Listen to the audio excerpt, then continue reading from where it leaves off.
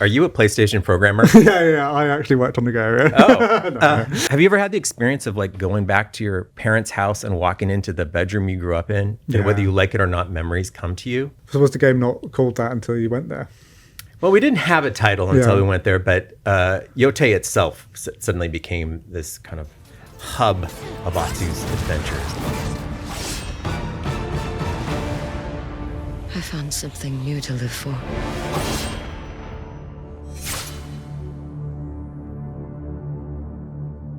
Hello, Nate. How are you doing today, sir? Very well, fully caffeinated. Good to know. I was just saying, it's quite a rare opportunity to talk to someone kind of on the eve of their game coming out. So, how are you feeling in this moment in time? How are things? Oh, it's exciting. You know, you work for a long time on the game, and you're very eager for players to get their hands on it. All of us in the studio, when the game comes out, I tell you what we do. We watch people stream the game and just watching their reactions as they play through it, kind of just in the moment. It's impossible not to watch. And it's very gratifying, actually, to see when things work. And the fun thing with your game as well must be like if you had 10 people in a row, or you've got 10 tabs open of people playing it, after about the first hour or so, they could all be doing totally different things, running in different directions. Oh, that's absolutely accurate. Sometimes we'll run focus tests of the game, and of course, they all start at the exact same moment. And then at the end of the day, when they pause their machine, you'll see Atsu, the main character, and everybody has on a different outfit, the different combination of colors and masks and sheaths for their weapons, and it's cool. It shows that the game is going to kind of morph itself around the sorts of things you're interested in. Yeah, definitely. And you mentioned Atsu there. One thing I did want to talk about is Erika's performance. How did you kind of go about casting her, finding her, kind of working with her to kind of bring it to life? I think it's incredible. We just had an open call. Saw about 50 people, and Erika was dynamite. She came in and she was simultaneously, you could feel that she was tough, but also that performance was driven by a lot of emotion underneath that was always present. And we had to cast her. Yeah.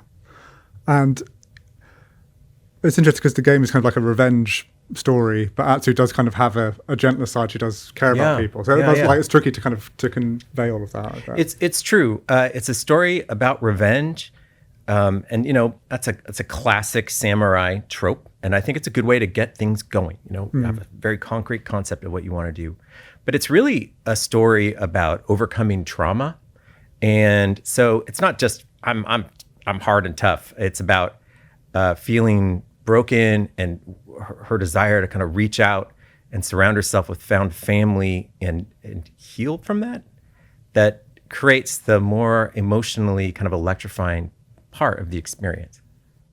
Definitely. And it's like, Erika does a great job, but also the writers have done a great job, I think, in balancing that. Because there are obviously, it starts with a very dark moment straight away, but it's not too far into it that you are getting, flashes of lightness as well. I think you kind of need that balance, or it'd kind of be quite a depressing thing. Oh, totally. I agree.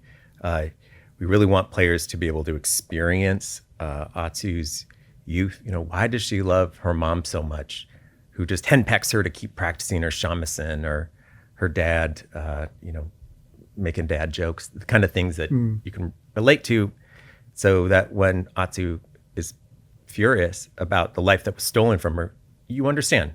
And because it's a video game, of course, you get to play the thing. And I don't know about you when you play video games, I tend to say like, oh, I died on that level. You are the character. And that's a great thing about games, right? That they're immersive on that level that is unique.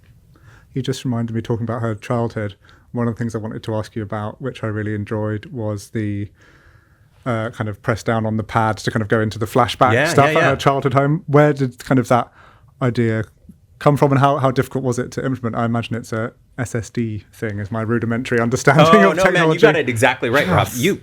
Are you a PlayStation programmer? Yeah, I actually worked on the go. Oh, you're right. It is, in fact, because of the power of the SSD on the PlayStation 5 that we can have effectively the level loaded twice. And early on, we wanted to do that for the exact reason I was just talking about, so that players would be in charge of being able to go from this kind of sad, cold, lonely reality that she starts as. She's a lone wolf, and then effortlessly kind of go back into that moment of remembering what this place was like when it was warm. Have you ever had the experience of like going back to your parents' house and walking into the bedroom you grew up in, and whether you like it or not, memories come to you? That's 100%. What we were going for, right? Yeah. That whether you like it or not, the past is still real alive in your mind, and it seemed like a thing that would be cool to put into a game. 100%, it's a very cool thing to put into a game. And I thought, kind of, the first time that I did it, I thought, oh, that's like a nice little thing, you know, kind of at the start of the game to kind of give you a bit more context. I didn't realize that kind of every time you go back, there's kind of more and more stuff you can flash back to as well. Yeah, there's some things.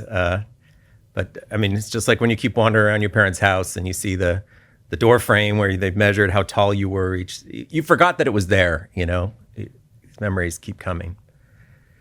Certainly the game is kind of propelled by that moment of trauma for Atsu. And we're very focused on keeping things simple, right? Simple story, complex characters. And by going back into these memories, kind of little bits at a time, you get more dimensionality to this event, a singular event that shaped your future. So, we in fact went back to that horrible night quite a few times. Yeah, it's like as you're doing some of the main missions as well, she'll be flashing back again. Yeah, for sure. It happens. I don't know. I mean, how often when you're in a situation do you, whether you like it or not, recall the last time you were in a situation, or when you were younger and you were thinking about it? Like we all kind of live in not just the present. Yeah. I mean, even not like outside of the family environment, it happens a lot at work. Like you'll be talking about something, but this reminds me of a conversation with an old colleague 5 jobs ago or something. Yeah. Totally. It's just, it's very human to have that kind of fork in your mind going constantly. Yeah. I was describing that feature to a colleague of mine, actually, I think it was Ben, who's behind the camera, and he was like, the Ratchet and Clank technology. Did you get in touch with the Ratchet and Clank guys to compare notes on how to... Not to my knowledge, although I did play that game and I thought, this is pretty cool. It's pretty similar to something we've got going on. So I think that's just a case of parallel evolution. Yeah. Sometimes, they happen at the same time. Yeah. No, it's really cool. And like, it's interesting because like now that you're kind of in the kind of PS5 exclusive era, you can, you've got the space to do those things and not have to worry about how could it run on a something else. Oh yeah, it's great. It's great to be able to target one piece of hardware and go deep on it, particularly the DualSense controller, which to me is unbelievably cool.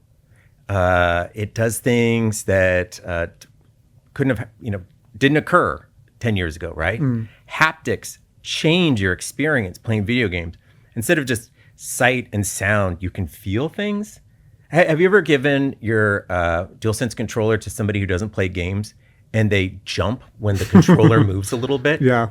And they're freaked out. It's like, this is possessed by a ghost, because they're not used to the game or media of any kind kind of coming at them through those vectors. It's really cool. And so by virtue of being just on PlayStation 5, we can really pour energy into making sure things like the controller get the attention they deserve. Yeah. You're just speaking of like memories unlocking as you go through life.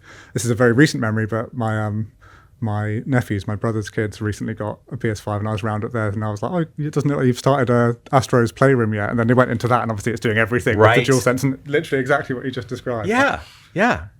Can you imagine watching your favorite TV show you could feel moments happening in your favorite TV show?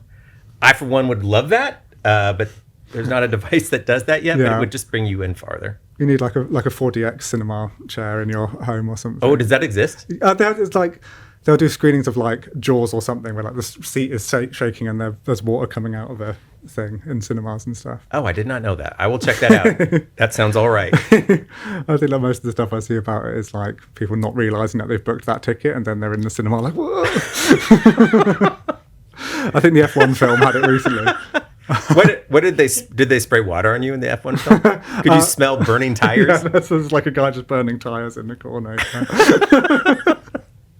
That'd be pretty good.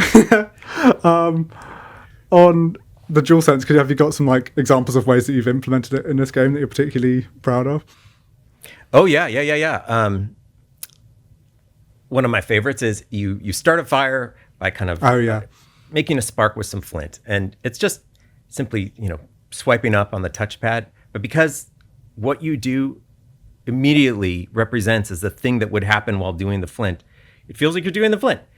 Is this a major challenge in the game? No, it is not. It's just to make you feel immersed. And I appreciate that controller can let players have this small experience that's real. And of course, we use it in all sorts of other ways, like sumi-e painting or feeling the clash of swords with the haptics. Yeah, it all adds up. But I like that we have the flexibility to let players encounter gameplay from a bunch of different formats. You were just doing your hand. You're talking about forging a sword. Yeah, right. By just kind of doing a basic hammering action, you make that heated metal, get flattened out as you stamp out a sword. I don't know if you've ever fantasized about making a katana. I don't think I have actually, but it does sound cool. Well, have you? Yeah, actually, when doing research for Ghost of Tsushima, we visited a traditional blacksmith, and we got to take a couple turns, like hitting the metal. I was very nervous trying to land the hammer on the metal in front of this kind of wise sage blacksmith. I can't say I made it look good. I was pretty embarrassing as a blacksmith, but yeah, I mean, I don't know. It's all part of the fantasy. Speaking of research, obviously this game jumps forward some, is it 300 or so years, something like that. What kind of research did you do to work out, how were things different then than they were in Tsushima? Well, one of the best parts about working on these Ghost games is going on research trips. As Americans, we know that we have a lot to learn. Of course, we surround ourselves with advisors, and our colleagues in Tokyo help us out. But by going to, in this case, Kaido, you get to see things you didn't know would be fascinating to you. For instance, none of us really knew how dominant and powerful Mount Yōtei was until we went there and we saw it kind of all alone, looming on the landscape. We named the game after it. But we didn't go there thinking that. We were just open to discover what it felt like to be there, and then try and take some of that and breathe into the game a feeling of authenticity, which is our goal. Authenticity to help your sense of immersion. So was the game not called that until you went there? Well, we didn't have a title until we went there, but Yōtei itself suddenly became this kind of hub of Atsu's adventures. It's sort of near her home, where her heart is, and represents Ezo in her mind. Awesome. And speaking of Atsu's adventures, you make the choice in the game to kind of, once you're in it, you can approach the Yōtei 6 kind of in a variety of different orders. I don't know if you can fully do them in any order, but there's definitely like choices as you go along of which one to pursue. What made you want to do it that way around? And I imagine that must have thrown up some challenges as well. Yeah. Well, the game definitely has a beginning, a middle, and an end, because we wanted to tell a powerful story.